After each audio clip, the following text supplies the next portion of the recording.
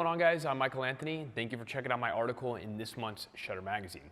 This month, guys, we're talking all about building relationships in business and how important that is for the success of your business. When we first started in our business, I didn't know anybody in this area. In fact, I was working in an area that I wasn't living in.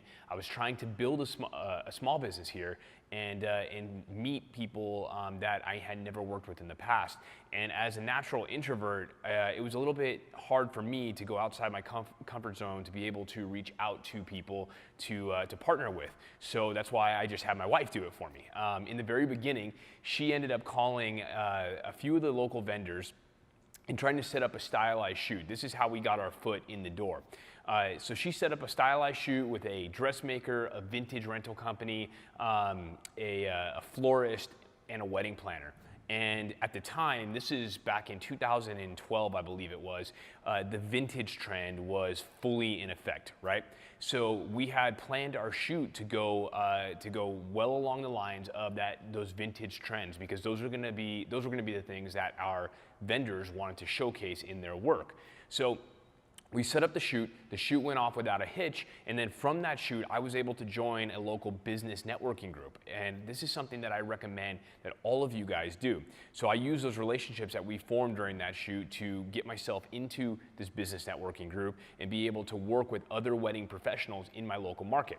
Now, if you guys are in some area that does not have a wedding professionals group, why don't you be the one to start one?